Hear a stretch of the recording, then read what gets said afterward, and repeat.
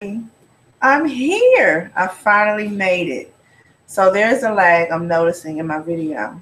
But anywho, you guys don't even know what I have had to go through to get this video up and going for you guys, honestly. And so um, I'm excited. But I'm just going to roll with it. Excuse the lighting because I am in my kitchen. So let me go and turn off the bright light.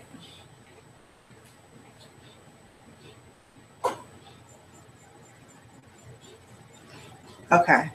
So I'm using my stovetop light because, as I explained to you guys, I am a mom and I still have things that I have to do. So I'm cooking right now for my little ones and trying to do this video. And so um, I wish I could like show you guys what I'm doing, but I'm really just fixing some eggs. But anyway, let's get started into this video. So the other day I posted that I was going to be talking about the real antidote to healing yourself. And I don't like this darkness. Hold on, guys.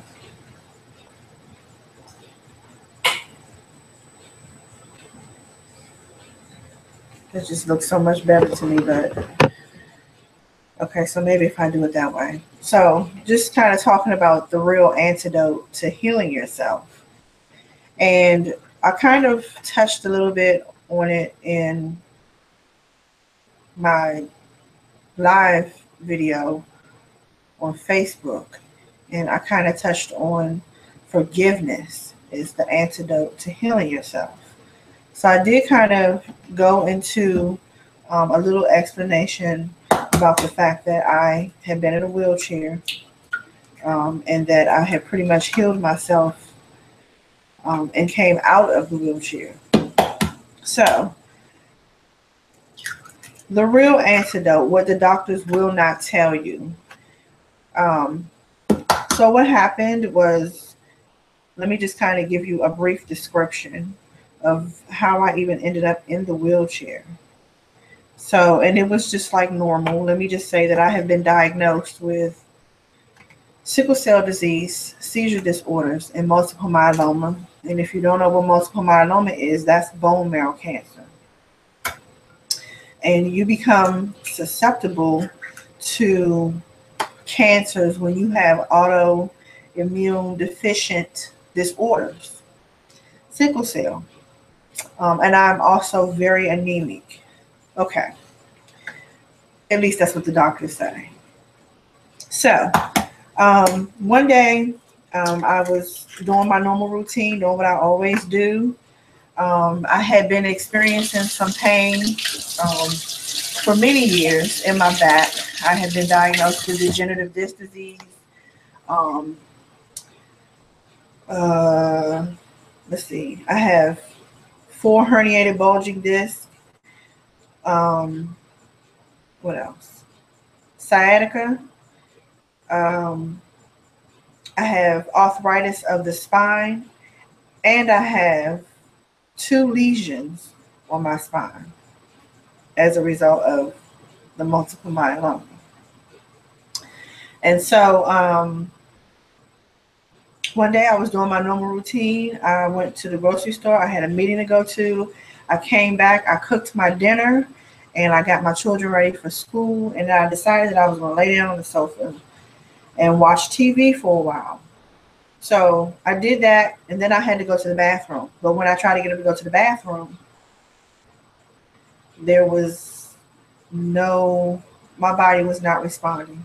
And the pain was beyond anything that I could ever imagine. My back hurt so bad. My legs hurt so bad. I felt paralyzed.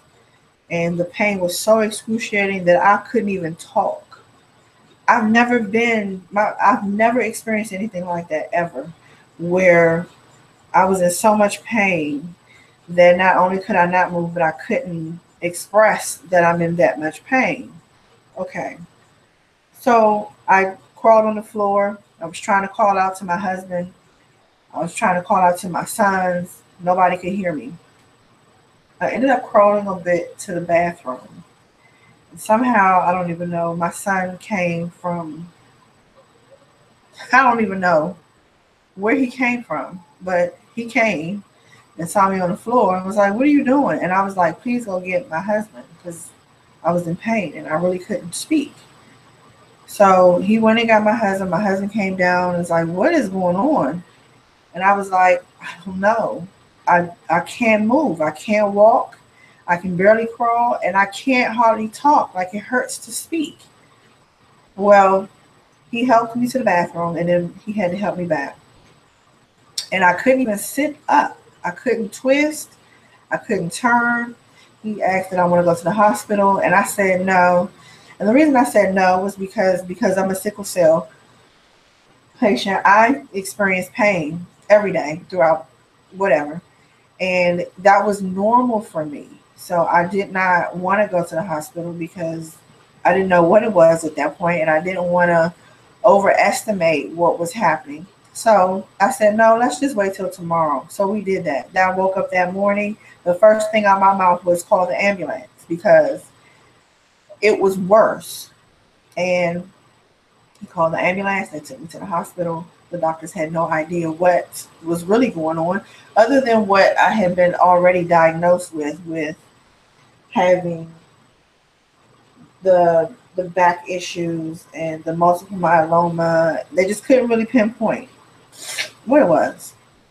So the doctors didn't really know what to do for me, but that they had scheduled me to have an epidural, basically, where they would inject um, this medicine in my spine, and it's supposed to go throughout my spine and allow the pain to kind of dissipate. Well, I was very leery about that, and I was just like, I'm not feeling that. No sausage, no ham. No, thank you. I don't want that. I don't even know what it is. You can't thoroughly explain to me what that does or what it's for or what. You don't even know what's wrong with me. So the doctor, I think, got mad. She wanted to discharge me. Now, mind you, I could not even go to the bathroom, and I was in ICU. And they had a bedside commode. It too. I required assistance to go from my bed to the bedside commode. But this woman wanted to discharge me. And I said, okay, so you're going to discharge me, but can you explain to me how am I supposed to get around? Because I don't have a wheelchair. This just kind of happened out the blue. I don't have any devices or anything to help me move around, walk around. I can barely get from my bed to the commode. So she says, we'll send you home with a walker. Okay. Then she tells me that from the discharge out of the hospital, I had to go to a specialist who was going to do this procedure in my back. Didn't I just tell you I can't walk?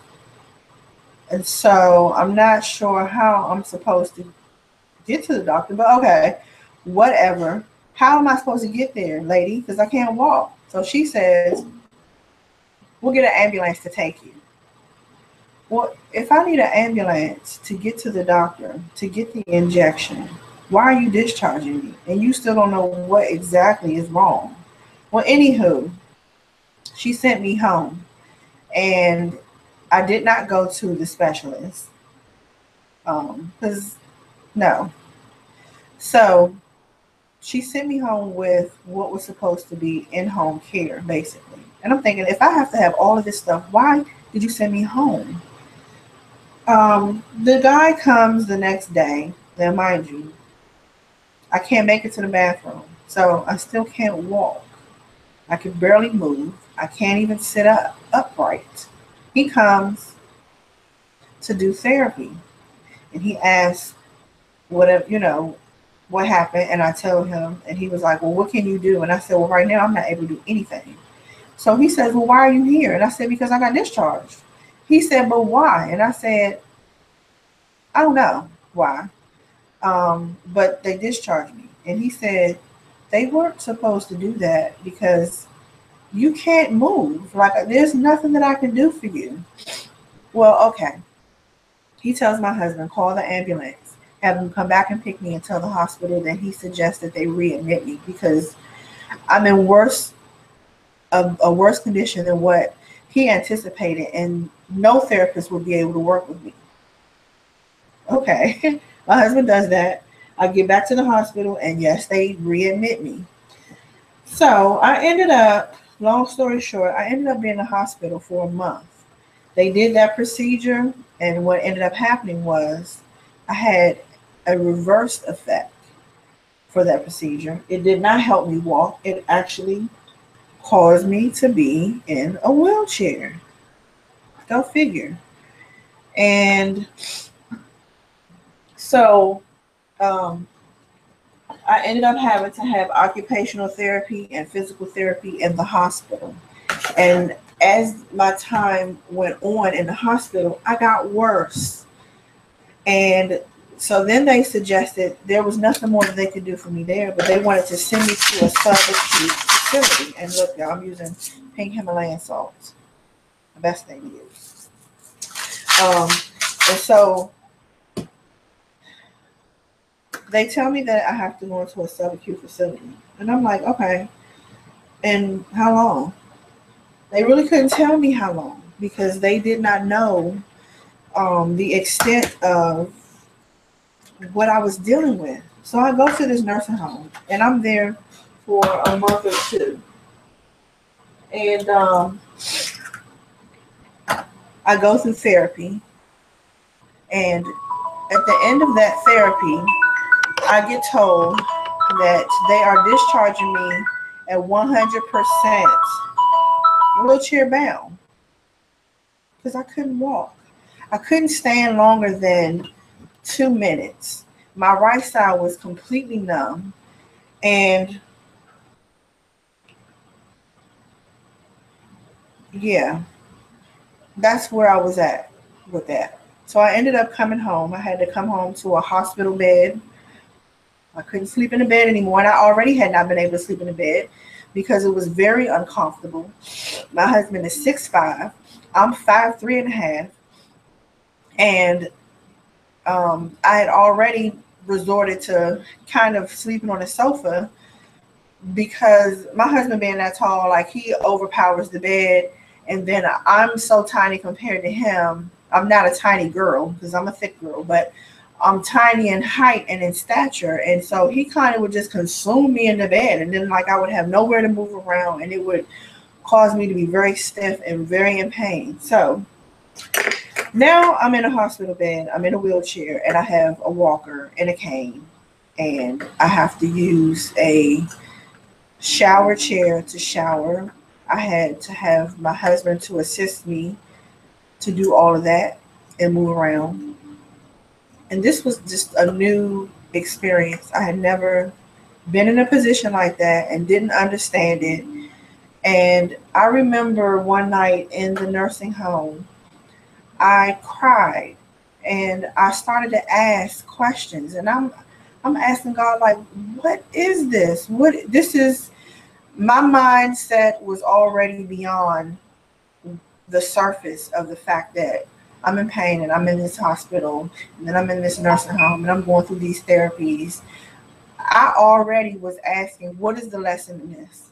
What's going on? This is not, no, this is not, it doesn't even feel right.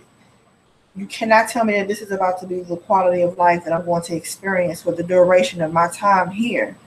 There's got to be something greater to this that I'm supposed to be getting and I'm not getting it. So after asking that question and crying for hours, it was like the light bulb literally flicked on. And it halfway came on. Let me say that. It was that light bulb, you know, the light bulbs from back in the day where you would click it and it would be like 40, 60, 70 watt or 40, 60, 100. It came on the 40 watt. It came on very dimly, but it came on. And I remember that in my spirit, I felt you got a lot of shit that is holding you back in the physical. And so I came home. I came home on 17 different medications. And out of the 17, I think 4 of them were for pain, but none of them took the pain away. And then I'll never forget, my doctor prescribed this cancer medicine. She said it was like it was like a cocktail, so to speak. And it was a medicine that you take for 6 days. And it's very strong. The very first day I took that medicine, I earled in the produce section of Whole Foods with my son. And I just thought to myself, no, I can't even imagine doing this every day. Like, I'm taking all these medicines and nothing is happening. Like, the pain is worse. So one day I'm sitting in my hospital bed at home after I had slept for almost 2 days straight. It was during the sleep, though, that I actually woke up. When I woke up, I said to myself, I'm not taking another medication. I'm not popping one other pill. I'm not doing it to myself. I don't want to do it. It just don't feel right. I was supposed to have therapists that were supposed to come into my home and do physical therapy with me. Nothing that was supposed to happen happened. Everything was just so discombobulated, and it just was not right.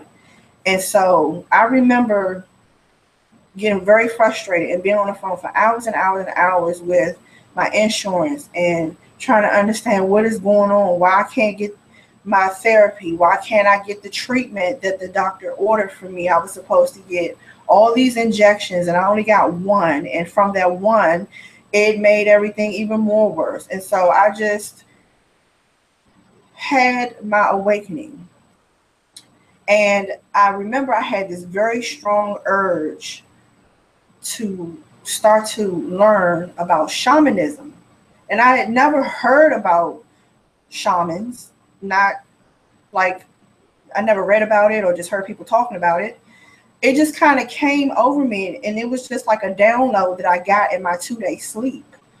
And I remember I started reading as much as I could read about shamanism and how do you get initiated into becoming a shaman.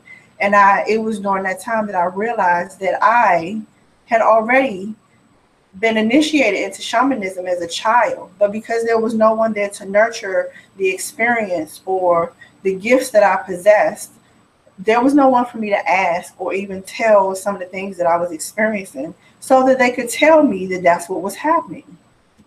Well, as I began to continue to read into shamanism, I started to explore into consciousness, and I started watching videos and reading and looking at people in the conscious community. And I'm thankful for that, though, because it was some of that that kind of catapulted me into the direction of where I am right now. But my husband and I had started watching videos and started reading a lot. And then we happened to understand and come across, I forgot the guy's name. We were watching this video. This is kind of how we got introduced to watching Tree Master Gano Grills. But before him, we had watched this other guy who was a pastor, and he was now a conscious pastor. And he began to break down the Bible and what it really meant, where religion really came from. And so I remember I bawled my eyes out for some days. My husband was livid. He was just distraught. And it was that awakening that started me to thinking to myself, if this could come, obviously it can go. Because anything that can come can go.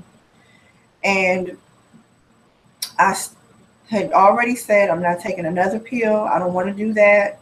I'm tired of being in this wheelchair. It was just realizing what people who are physically disabled, like your body is physically deformed in some sense, and you don't have all the use of your limbs, to be in that position put things in a whole different perspective for me, even in healing. And I had already considered myself to be a healer because I had already done that for other people, but had never really done it for myself.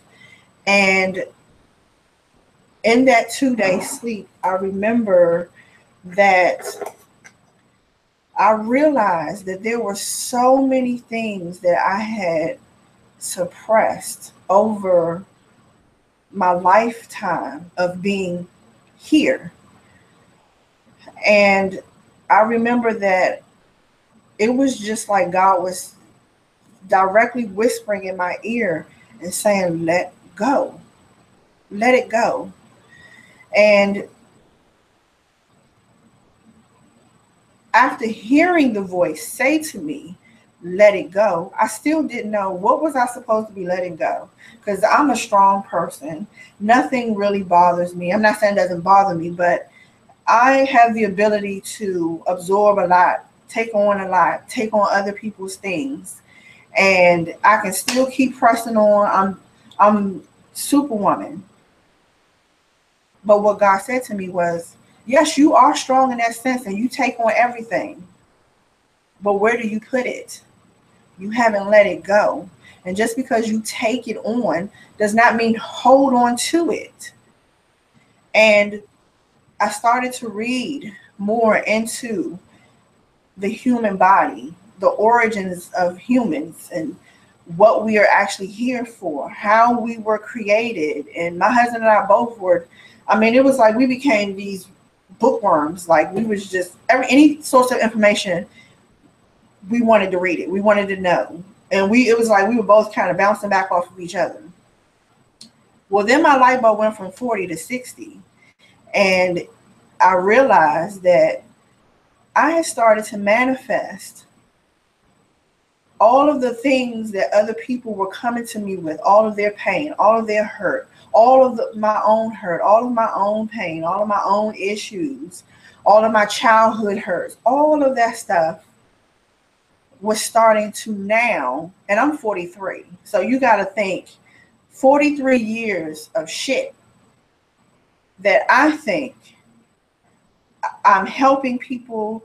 I'm able to let it go. I'm able to not think about it. And I'm thinking that I am okay. 43 years of stuff had now finally formulated into something physical, and it was attacking my body. It was attacking me. And most importantly, it was attacking my soul. And so I started to get into understanding soul contracts and soul fragmentation. And that's another video that I'm going to do. And then it was at that point that my light bulb went from 60 very quickly to 100. And I got up one day and I said, I'm getting out of this wheelchair. If it's the last thing I do, if this is what my last breath will consist of, I'm getting out of this wheelchair. This is not a way of life for me.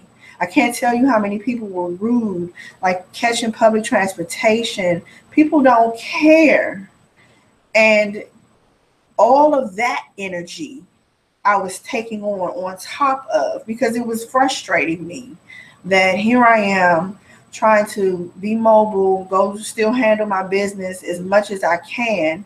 And then I got to a point where I didn't even want to go out anymore. And I can't help my family or myself or other people, for that matter, being cooped up in the house. So I already had somewhat kind of changed the way that I ate.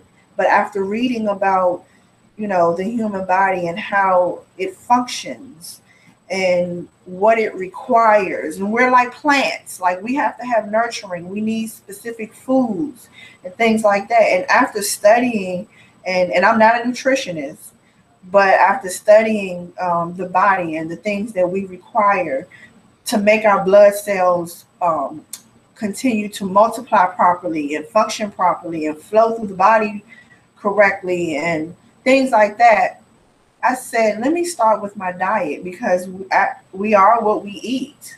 And I remember hearing Spirit really start to come to me and talk to me. I had opened myself up because I wanted the information. So I had opened myself up to be downloaded what I needed. And here's the thing, I've never been physically taught by a person or anything like that. Anything that I have learned in my lifespan has always been downloaded to me. I have that connection. And I had that connection before I even understood that the connection existed. That to me is a very special gift, to be able to be connected to the universe so much to the point that you get information and you don't even understand it, but you know that it's very accurate because as you apply it, it works. What you're being told, what you're being downloaded is working. You're applying it and you're seeing the evidence that this is not some bull crap. This is not, I'm not making this up. So I changed my diet. I stopped taking my medicine. And then I started just getting out of my chair. And my husband used to tell me, "You doing too much. You're going to mess around and get back in that chair." No, I'm not. And my husband used to, and he wasn't doing this on purpose. Trust me. My husband was helping me as much as he could. And the one thing that I think he was trying to get people to understand was, hey, be conscious of the fact that there are people that have real life physical issues. And to watch people be rude to me, to be rude to both of us, or who, if it was me, my husband, and our kids, I can't even tell you, like, humanity is, we are so lost. But in watching all of that transpire and unfold before our eyes as a new experience, something that we had not experienced before, it agitated him. And he would often tell people, like, my wife has cancer, you know, like, you need to be careful and this, that, and the third. And then I began to tell my husband, stop telling people I have cancer. Because what I was realizing is that we were feeding it. We were feeding all of the medical terminologies that the doctors had placed on me.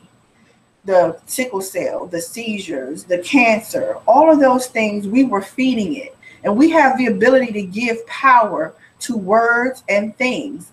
And I don't think we really realize how powerful that can be. At the point that we both decided and realized to stop saying that I had cancer, I understood that by me not saying it or not giving it that power, I was shrinking it. But then what I started to realize is that all of those things, and one issue that I deal with, I still deal with, but the greatest thing that I've dealt with in my lifetime is abandonment. I'm a motherless child. My mother didn't raise me. My father did, with the help of my grandparents. But the one thing that I realized is that my greatest issue was abandonment. And what I realized was that, excuse the noise, y'all. What I realized was that I began to create abandonment issues for myself. But then I also started to incorporate abandonment friendships and relationships. And when I say I created, I mean that I allowed it. Because you attract what you are. Everything, every person is a mirror of you. Every friendship is a mirror of yourself. So let's be real with that first. Understand that anybody you're friends with now, whether they are good or bad, whether they're conscious or asleep, they're a mirror of some portion of yourself. And what we do as humans is we just want to incorporate friendships. Bring it on. I need people in my life. But what we don't understand is that what we're doing is bringing familiarity to ourselves. We are bringing people, because here's the thing, it's much easier to see the fault in someone else. You can't just stand and look at yourself and say, you a liar. You're not going to stand and just look at yourself and say, you know what, you just overeat too much. You're not going to do that. So what we do unconsciously is we go and incorporate these relationships and friendships that are a direct reflection of us. And so we don't, it's a big horse line here.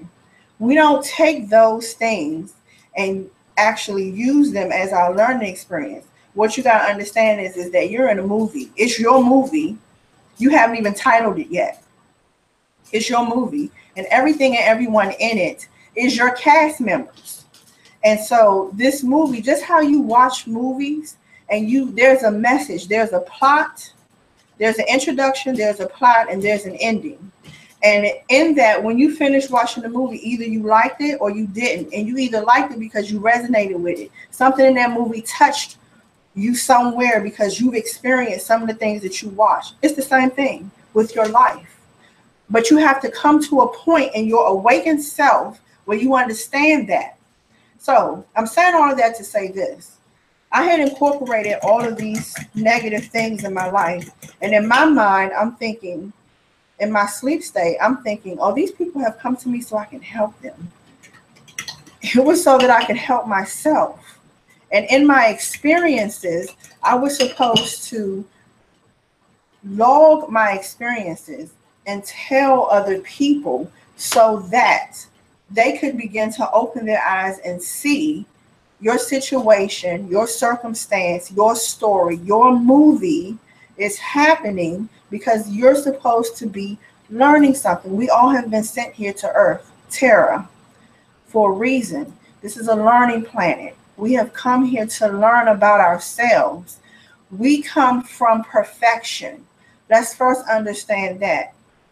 We come from perfection, and we came here to really understand what it is like to be imperfect. Imperfect would mean experiencing hurts, experiencing losses, experiencing physical things, whether it feels good or not. But this experience wasn't meant to feel good. It was meant to teach you so that you can help teach and heal other people so that Earth can ascend and we will ascend with it. That's not what happens though. Because yes, there are things that have been put into place to distract us along the way. Religion, TV, video games, pornos, people, all these stores, buildings, all the name brand clothes. Those things are nothing but distractions, and they mean absolutely nothing. They add no quality to your life. None. And so with me saying all of that, understand that I had come to the point where I realized I had to get rid of some of that energy. I began to read and understand that we are spiritual beings having a human experience, and that we are energy. We are infinite energy. We don't die. We're not born and we don't die. We don't birth. We arrive. So we came from somewhere else and we arrived here. And we arrived here to experience the things that we are experiencing. But understanding you have to go far beyond the surface of what your eyes can see. And you have to use this eye to see beyond the veil. That veil that they talk about in the religious community and the churches, the veil is over your eyes. But what they don't tell you is how to take the veil off. Okay? And you have to come to a real conscious point within yourself. Your light bulb has to come on in order for you to finally say, I want to take off the hat. I want to take the veil off. Understand that everything that we encounter, everything that we do, it is meant to, it's like an encryption.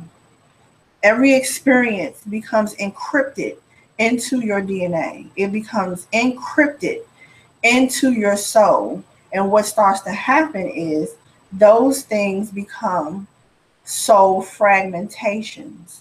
And every time you go through a trauma, a trial, an accident, someone hurts you, if a relationship that you really, really was into didn't work out, those things, when they don't work out, when they cause us pain in our heart chakra, they take away a piece of your soul.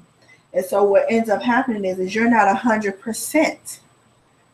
Your energy does not flow freely because all of it's not there. because you gave it away to someone. You allowed something or someone to take a piece of you with them. So what you have done is you've kind of fed someone else, because if you're that vibrant, exuberant person and you got with someone who is a narcissistic, I forgot the word, a narcissistic psycho. I don't want to say psycho because that's not the proper word, but someone who's a narcissist, and you get with that person, and that person sees in you, because you're a mirror of them and they're a mirror of you, that person sees in you the things or the attributes that they so desire and don't know how to embrace. Then when your relationship doesn't work out and that person has drained you beyond understanding, they're not draining you to break you. They've drained you to take a piece of you with them. Because guess what they do? They take on some of your positiveness. Now, whether they're real with it is one thing, but there are people who, the fakers, I like to call them the fake people. Those are people who take on other people's auras. They take on other people's imprints. They take on other people's lives, the things that other people do, and they incorporate it into their own. And then they tell the new person they come across, oh, this is just me. This is how I am. Lies. That's just all lies. Because you weren't like that with the last person you was with. As a matter of fact, you guys had so many problems. It was ridiculous. Okay? So understanding that those things, when these different type of experiences come about, the experience is not meant for you to hold on to.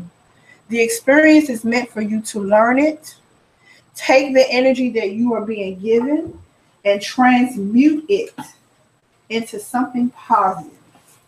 Gather what you need to gather. It's just like going camping. When you go to a campsite, and I've never been camping, but I know, I did some fake camping. I know that when I go to a campsite and I'm going camping, I have to go and set up my campsite. Okay, I have to go get everything that I'm going to need. Wood. I'm going to have to make sure I have my tent. Make sure I have something to cook with. Make sure that I have lighting. Make sure that I have some kind of electricity if I'm going to have that. Like, I got to set up my campsite. And you have to do the same thing with your life, with yourself. If you don't, you're going to find that you are going to physically manifest. Excuse me, y'all. You're going to physically manifest some illnesses and ailments. And the doctors are not going to tell you this. They are not going to tell you that when you come into them and you tell them the issues that you're experiencing, they are not going to tell you to go home and meditate. They're not going to tell you, they're not going to ask you, give me your history of your, what's the best way I can word this?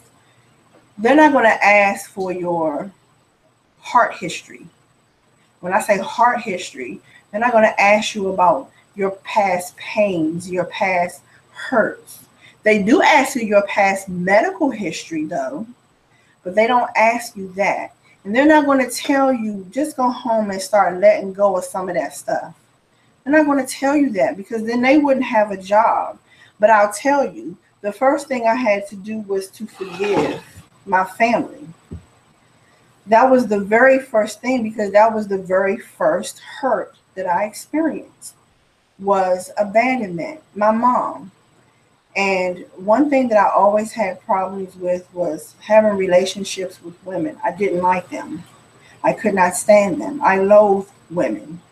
And although I really cared and adored my mother, I really hated her. And my father never talked bad about my mother. I really appreciate that from him. He never talked bad about her. And he even encouraged and allowed her whenever she decided to come around. He opened up that door for her to make me available and make her available to me, even in the midst of her mess. My mother was a drug user. And so I'm very thankful that she did not have me out in the streets with her, and that she loved me that much more to make sure that I had a roof over my head and food to eat, and that she knew that whoever her decision to allow my father to take me on, she knew that I would be cared for properly. Even if it wasn't him doing it by himself, she knew that. But what that did for me from an emotional standpoint, here this person that helped me arrive is not helping me to grow. And yes, I felt a way about that. And the problem that I'm noticing with a lot of us as humans is we don't dig really, really deep. Like, we only dig as far as our adult experiences go. And the things that happen to us as children, I don't want to say we tend to forget it, but you were a child. So we're always taught, and I know especially in the Black communities, we are taught that you don't ask questions, and you do as I say, you do as you're told. And so it kind of puts us in a perspective of growing up in environments where you don't have a voice, at least not until you're of age. You can't talk back. You can't express how you feel. You can't say, hey, that bothered me, that hurt me. You can't say it. So you naturally grow up learning how to suppress things and pushing things off to the side and never dealing with it. What we don't realize, though, is at the very first point of hurt, and let me break this down. I'm going to break this down like you're in kindergarten. Your very first hurtful experience, I don't care what it is, if it was at the age of 2, if it was at the age of 10, that very first experience is where your life stopped. Let's be clear about that. And when I say that, I mean that to say this. If you were hurt so severely at the age of 10, it's very difficult for you to move forward teenage years, because you are still at that 10-year-old hurt. So even at 27, you always go back to when you were 10. I remember when my mother walked out on me, or my mother got locked up, whatever, or my father wasn't there for me. My father left us and abandoned us when I was 10. You're stuck right there at 10. Let's be real. Let's be realistic about that. Understand that wherever your hurt first started, that's where you are right now. So imagine that if I'm saying to you, I acknowledge that by the age of 3, I had some very real issues with abandonment. That means that I'm still at age 3 at 43. Yes, I'm grown up. And yes, I do some adult things. But my heart is stuck at age 3. And then the next hurt comes, and I might have been 7. So then I have incorporated another hurt at another time period. I'm 7 now. Many of us are children in adult bodies. We function as adults, yes. But to sit up and think that you have long forgiven or forgotten about those things that transpired with you as a child would be an absolute lie to yourself. And here's the thing. Unforgiveness can kill you. And I'm saying that to say I have watched my family members get diagnosed with cancer, breast cancer.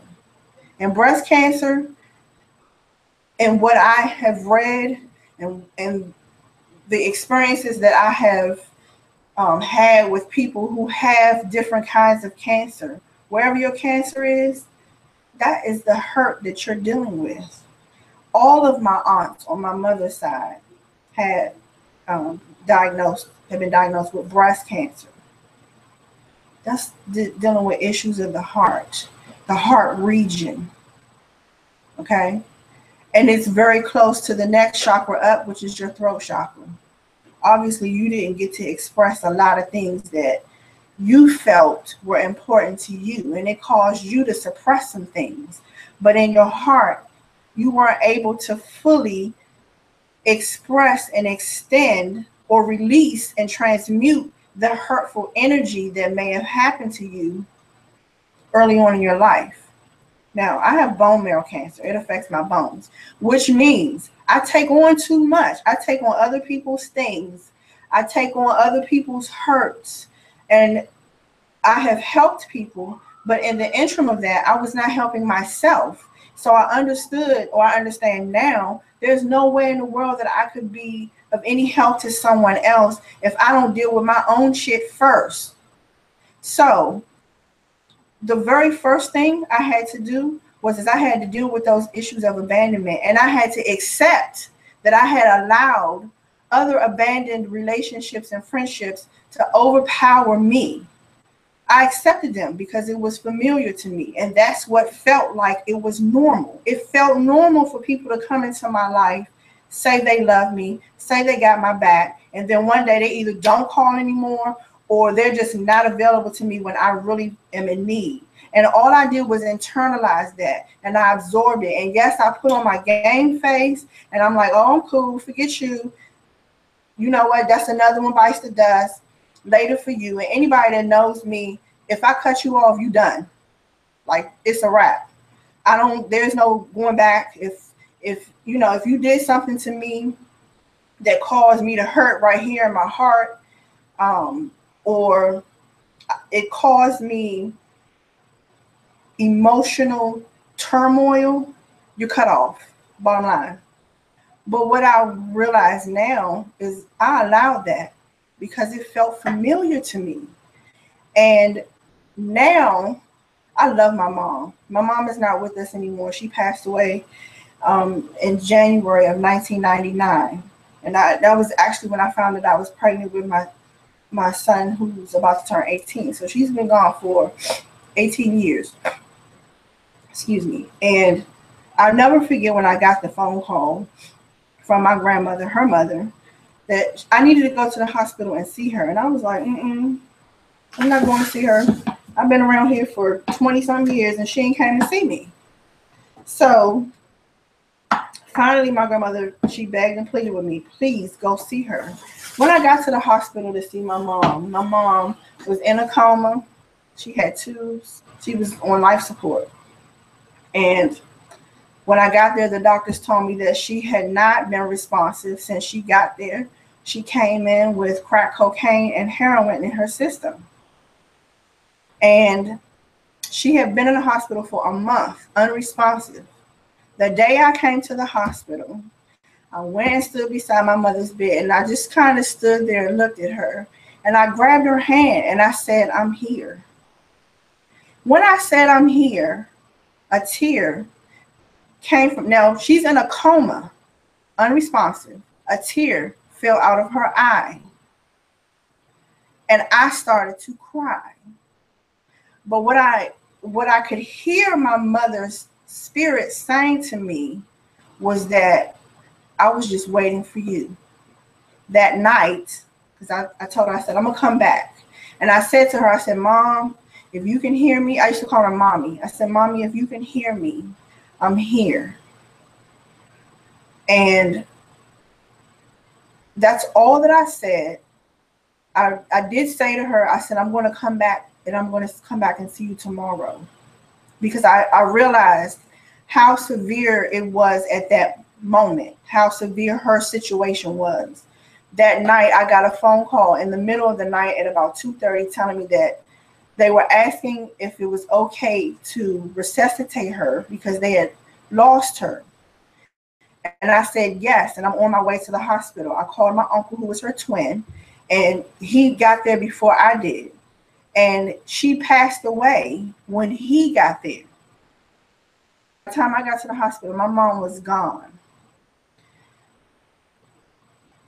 I felt a sense of relief, and I kind of felt at peace with the fact that I knew that she was waiting for me to get the okay to ascend.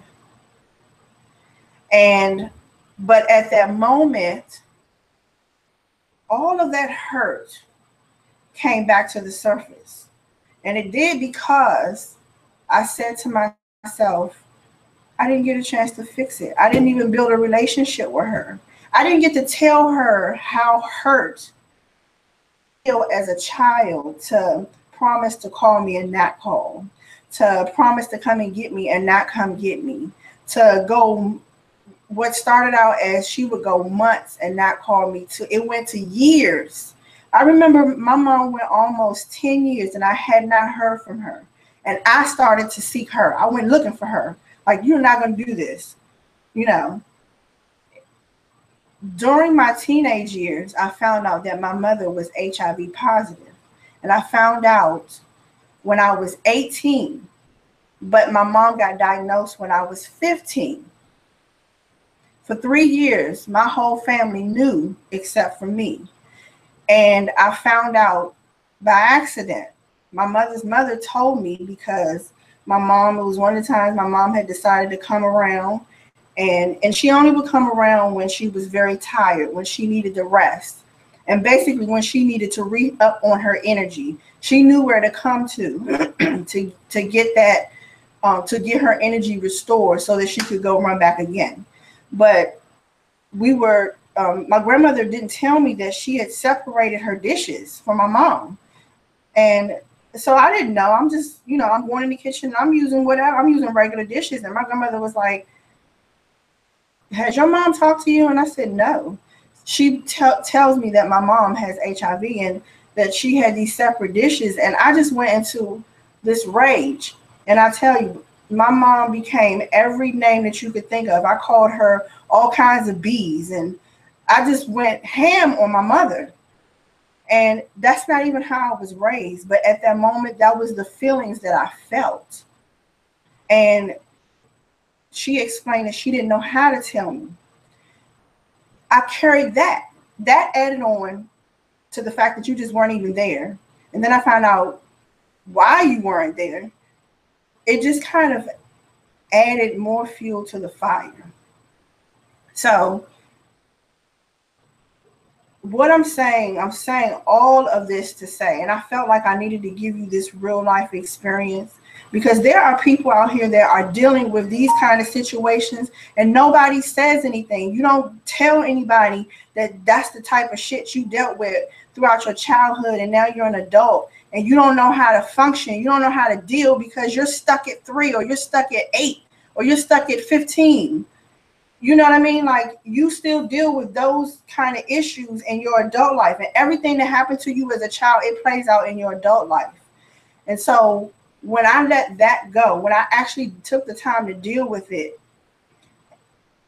and write a letter to my mother and tell her how I felt and how it made me feel, I started to come out of my wheelchair. That was the first line of hurt, and that broke me down.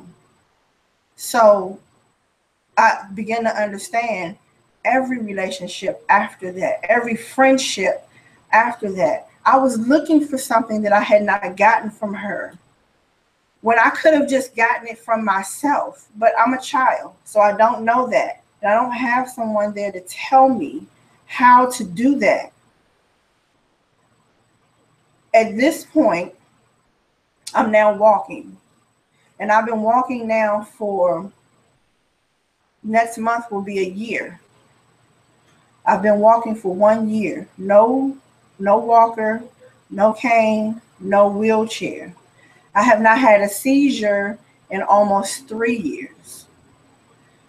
These are very real things. I also changed the way that I eat. And I understood I was never a real huge meat person. But understand that when you decide to eat meat, and I'm not telling anybody to become vegan, I'm not even telling you not to eat meat. But what you need to do is have a real understanding and educate yourself about what you are putting into yourself. Because what you put into yourself comes back out of yourself. And I'm saying that to say this. Understand how the meat that you eat is brought to your table. You got to understand that when you get these certain kinds of meats, you don't know what that animal went through to make it to your dinner table. But whatever trauma that animal experienced, so are you. Everything is energy, even the animals. So let's get that clear. Plants are energy. There's energy in your plates. There's energy in everything. Everything is infinite energy. So if that animal was slaughtered, you don't even know how it was slaughtered. Understand that what that animal experienced, when you absorb that meat, you are absorbing the energy of the animal. So let's give an example. And I have seen this really happen. Like I have seen this with my husband. I'm using him for an example. And I know he probably like, why is she using me? We have had an okay day. And this is during the time we were eating meat. We go out, or either I cook something and I cook meat or whatever. I don't know how this meat made it to my plate. But he has eaten it and went from being like, okay, calm, cool, and collective, to all of a sudden you're just enraged about the dumbest thing. And I'm like, where the hell did that come from? Well, after doing my research and realizing, so I have watched videos on how these animals are being slaughtered to make it to our dinner tables. Just the thought of that energy being absorbed into my body, that's just like, it's a lie. Just the thought process of it is a lie. So imagine taking on the energy, and then you got to figure out how to get rid of that energy. You understand? Because it snowballs. It doesn't just, you ate, you got mad for that second. You have taken that on, and then we continually eat meat and continually eat it and continually eat it, different kinds of meat. So that's different types of slaughter procedures or practices or whatever. That's different type of energies that we are taking in. Understand that. And understand it. Women, as women, whenever we get into a relationship with a man, one thing that we don't do is we don't bother to ask questions, and we don't bother to find out their background. But you got to understand where that man came from, and who else he's been with, and who else you've been with, and all of that energy, you are taking it in. So just imagine all of that building up and turning into a physical thing. Can you just fathom that just for a second? Just take that in and understand what that's like, the thought process of it. So just dealing with it alone, that's a lot. That's a lot to take on. Not to say that we can't take it on. The thing is you take it on, but you have to transmute that. You got to get rid of that energy, because if you don't, it will manifest into a real thing. I have a few clients that have cancer that have come to me after they hear my story, and they want help, and they want to know, what did I do? And the first thing I tell them, tell me what you're dealing with at home. And sometimes they don't have to tell me. I already know, because spirit shows me them.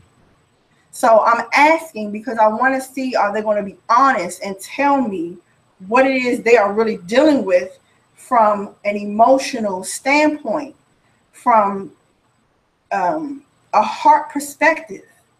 And if you're not honest with me, I can't help you, because you got to really want to deal with your mess. That's the thing. If you don't want to be sick, you really got to be ready to deal with your shit. Because here's the thing. The doctors give you the medicine, and yes, it's a Band-Aid. It takes away, or it kind of just covers it up a little bit. It gives you some relief temporarily.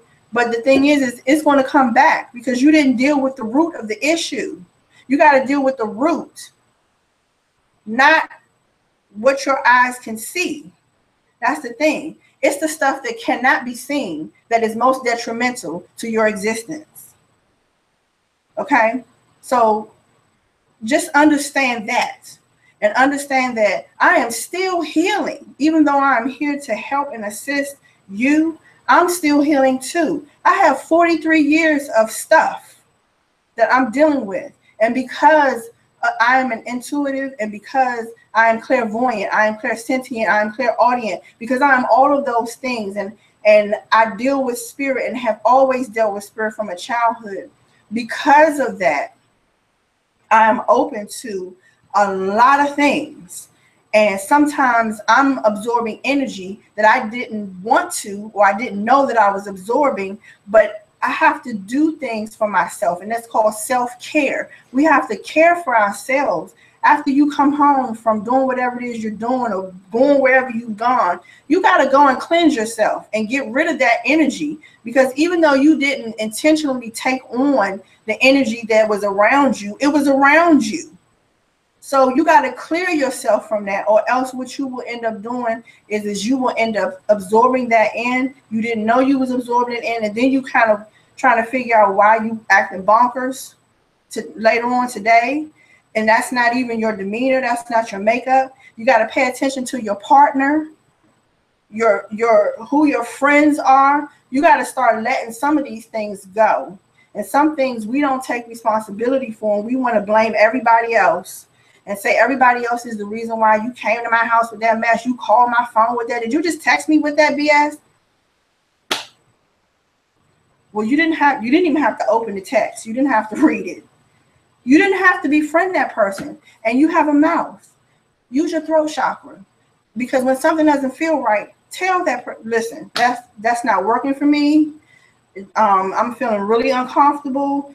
And if nothing changes, then you need to move your energy somewhere else. Tell their energy, you got to go. Because nobody's going to take care of you the way you would take care of yourself. Understand that. One thing that we do as humans is we get in relationships because we are looking to be completed. You were already complete. You were born. Let me take that back. You arrived complete. You arrived with everything that you already needed to take care of yourself. The rest was given to you. And when I say the rest, I mean all the things in our environment around us, the plants, all of those things were given to us to help assist in us doing self-care. We don't do that because we think the flowers are pretty. Ooh, that's pretty. Let me put them in my yard. Those actually have a purpose. They actually do something for you. If you do your research, we don't go that far. So it's time to really pay attention to yourself, because your body talks to you. Your heart talks to you. And when you think that I'm hearing the voices, you're not. You're hearing spirit, and you're hearing your higher self tell you what you already know. You already came here with the answers. You came here with everything you already needed in order to survive on this planet. The only thing that we are supposed to do is continue to learn.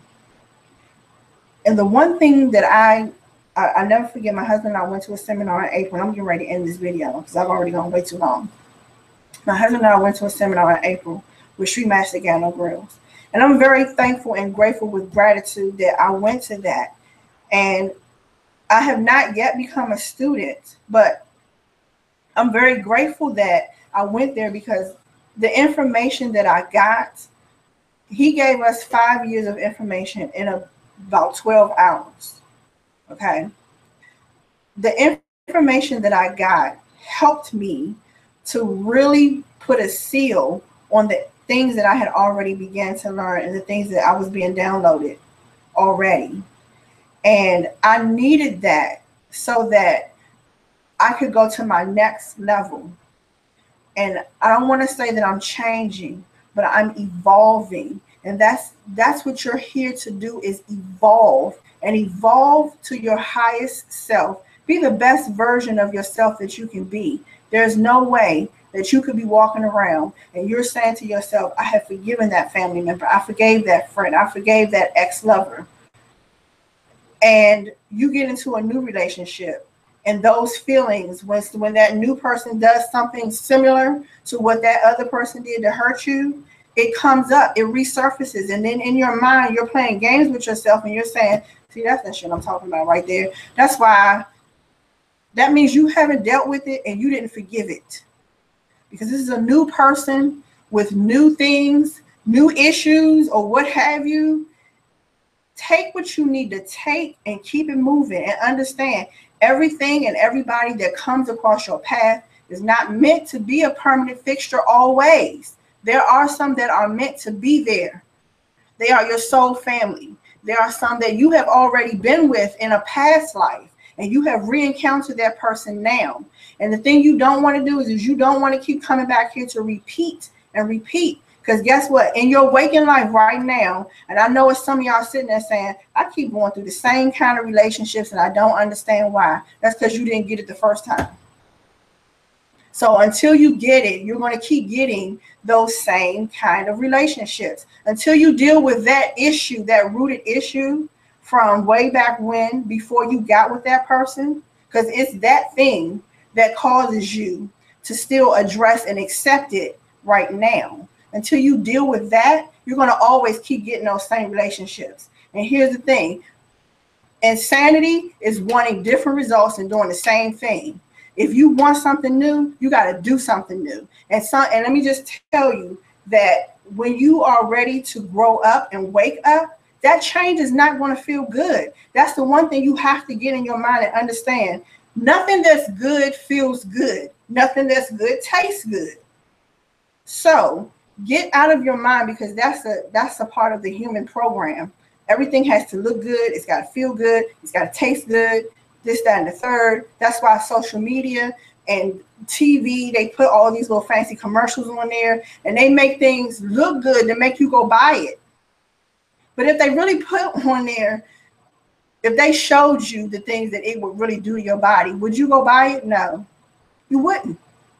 It's the same thing. So if you want better for yourself, that means you got to treat yourself better.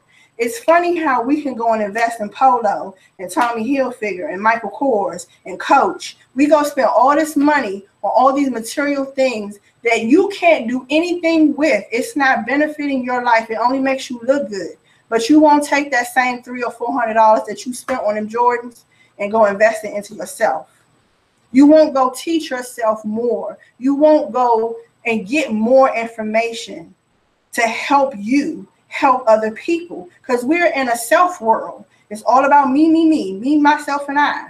Never about anybody else. And that is an issue. That is why we suffer from so many illnesses, because we are taking on the energy of Michael Jordan. You putting his shoes on, that's his energy, but it ain't yours. You have just spent $300 and probably didn't even pay your gas bill, or didn't pay your rent, or you didn't pay your car note. There's some of us that really do that. So I hope you're not on here like, girl, bye, she talking crazy. No, I'm not. Because I can't even say that I have never done that. In my younger years, I used to do that. I want a purse, I'm going to give me a purse. Or I might have stole it. Just think about that kind of energy that I brought onto myself. And I had to let all of that go. I had to forgive myself for a lot of things. And the first place you need to start is start with yourself. Forgive yourself first and start forgiving for all those things that have built up and you still think about it. If you're still thinking about it, you didn't let it go. You didn't forgive it for real. So to be healthy is to be free from yourself, because we sabotage our own selves so much. We don't even understand. That's a whole nother video, self-sabotage. And I probably will do that soon. But just understand that start with yourself. Forgive you. And you got to start right here. Start with that heart chakra. Exercise that forgiveness muscle. And I challenge you for 1 week. Just start forgiving things from your childhood. Start there first. And just see how you feel. And I'm talking about people that got real life medical issues. Start with that. And see how you feel in your physical body when you start to let go and forgive some of these things that we have been suppressing for years. I promise you, you'll see a difference. So with that, I'm going to say thank you guys for watching. Like, share, subscribe. I have more videos coming. I thank you guys for those who did come on. I thank you for watching. I'm going to try to get this thing locked down where I don't have to always go live. But yes, I thank you guys. I appreciate you. Thank you for the support. And you can send me an email, bme1225ps@gmail.com. Come over to my Facebook, Witchworks, WYTCHWURKS. Come check me out. Send me a message. Inbox me. My page on Facebook will be up with our product line. It's called Eclectic Crystal Intuitive Guide. So I look forward to seeing you guys more. Thanks. Bye.